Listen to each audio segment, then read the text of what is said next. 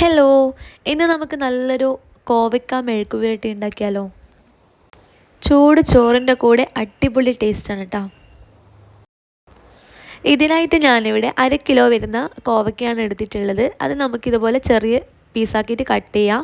അതല്ലെങ്കിൽ ഇതുപോലെ നടുവെന്ന് ഇങ്ങനെ മുറിച്ചിട്ട് അങ്ങനെ കട്ട് ചെയ്യാം കേട്ടോ. എന്നിട്ട് നമുക്ക് ഈ കോവയ്ക്ക ഒന്ന് വേവിക്കണം. അപ്പോൾ അതിനായിട്ട് നമ്മൾ ഏത് പാത്രത്തിലാണോ വേവിക്കുന്നത് അതിൻ്റെ ഒരു 1/4 കടോ അല്ലെങ്കിൽ 1/2 കടോ വെള്ളം എടുക്കാം. എന്നിട്ട് ഈ കട്ട് ചെയ്ത് വെച്ചിട്ടുള്ള കോവക്ക നമുക്കിതിലേക്ക് ഇട്ട് കൊടുക്കാം. അപ്പോൾ നിങ്ങൾക്ക് ചെറിയ പീസായിട്ട് കട്ട് ചെയ്തിട്ട് ഇടുന്നതെങ്കിൽ അങ്ങനെ ചെയ്യാം. ഞാനിപ്പോൾ നടുക്കുന്നൊന്ന് കീറിയിട്ട് ജസ്റ്റ് ഒന്ന് കീറിയിട്ട് ഇട്ട് കൊടുത്തതെന്നുള്ളൂ കേട്ടോ. ഇനി ഇതിലേക്ക് ആവശ്യത്തിനുള്ള ഉപ്പ് ചേർത്ത് കൊടുക്കാം. അതുപോലെ തന്നെ 1 ടേബിൾ സ്പൂൺ കാശ്മീരി മുളക് പൊടിയും കൂടി ചേർത്ത് കൊടുക്കാം. 1/4 ടീസ്പൂൺ മഞ്ഞൾപ്പൊടിയും കൂടി ചേർത്ത് കൊടുക്കാം കേട്ടോ.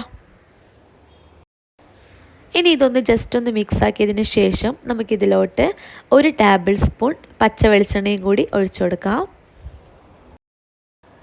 എന്നിട്ട് നമുക്കിത് അടുപ്പത്തോട്ട് വെക്കാം കേട്ടോ. ഹൈ ഫ്ലെയിമിൽ നമുക്കൊരു 10-15 മിനിറ്റ് ഇതൊന്ന് നന്നായിട്ടൊന്ന് കുക്ക് ചെയ്തെടുത്തു കഴിഞ്ഞാൽ ഇത് സെറ്റ് ആവും കേട്ടോ. അപ്പോൾ ഹൈ ടു മീഡിയം ഫ്ലെയിമിലിട്ടിട്ട് നമുക്കിത് വേവിച്ചെടുക്കാം.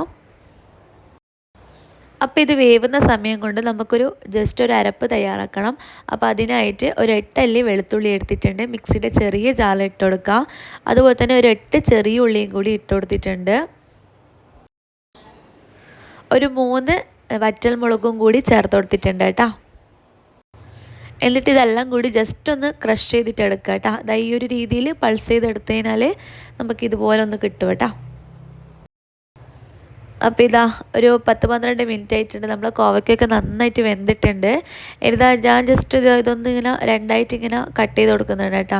നമ്മൾ സ്പൂൺ വെച്ചിട്ട് ജസ്റ്റ് ഒന്ന് അമർത്തുമ്പോൾ തന്നെ നന്നായിട്ട് വെന്ത് കിട്ടും. അപ്പോൾ ഈ ഒരു രീതിയിൽ നമ്മൾ കോവയ്ക്ക വേവിക്കണം കേട്ടോ.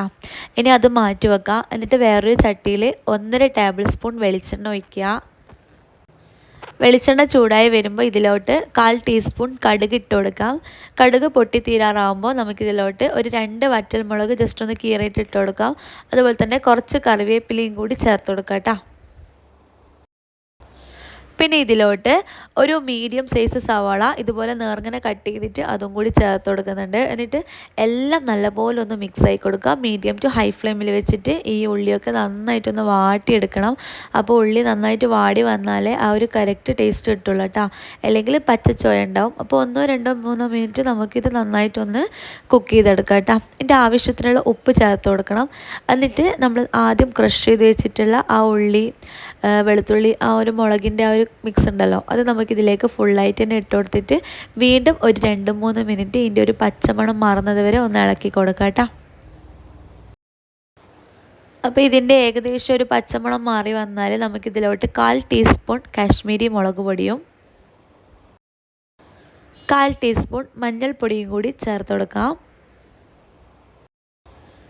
എന്നിട്ട് വീണ്ടും നമുക്ക് മീഡിയം ഫ്ലെയിമിൽ വെച്ചിട്ട് ഒരു 1-2 മിനിറ്റ് നന്നായിട്ടൊന്ന് ഇളക്കി കൊടുക്കാം കേട്ടോ. ആ ഒരു പൊടിൻ്റെ പച്ചമണം മാറുന്നത് വരെ ജസ്റ്റ് ഒന്ന് ഇളക്കി കൊടുക്കാം. ഇനി നമുക്ക് ഇതിലോട്ട് വേവിച്ച് വെച്ചിട്ടുള്ള കോവക്ക ഫുള്ളായിട്ട് തന്നെ ഇട്ട് കൊടുക്കാം. എന്നിട്ട് എല്ലാം വീണ്ടും നല്ല പോലെ ഒന്ന് ഇളക്കി യോജിപ്പിച്ചെടുക്കാം കേട്ടോ. എല്ലാം നല്ല രീതിയിൽ മിക്സായി കിട്ടണം. ഈ കോവക്കയിൽ ഈ ഒരു മസാല നന്നായിട്ടൊന്ന് മിക്സായി കഴിഞ്ഞാൽ നമ്മുടെ മെഴുക്ക് പുരട്ടി ഇവിടെ റെഡിയായി. അപ്പോൾ 1-2 മിനിറ്റ് നന്നായിട്ടൊന്ന് ഇളക്കി കൊടുക്കുക മീഡിയം ഫ്ലെയിമിലിട്ടിട്ട്. അവസാനമായിട്ട് 1 ടേബിൾ സ്പൂൺ പച്ച വെളിച്ചെണ്ണയും കൂടി ഇതിലേക്കൊന്ന് മേലയിൽ ഒഴിച്ചു കൊടുക്കാം. എന്നിട്ട് നന്നായിട്ടൊന്ന് ഇളക്കി കൊടുത്തു കഴിഞ്ഞാൽ നമ്മുടെ മെഴുക്ക് പുരട്ടി ഇവിടെ സെറ്റായി കേട്ടോ. ചൂട് ചോറിൻ്റെ കൂടെയൊക്കെ അടിപൊളി ഡിഷാണ്. ഉറപ്പായിട്ടും നിങ്ങൾക്ക് ഇഷ്ടപ്പെടും.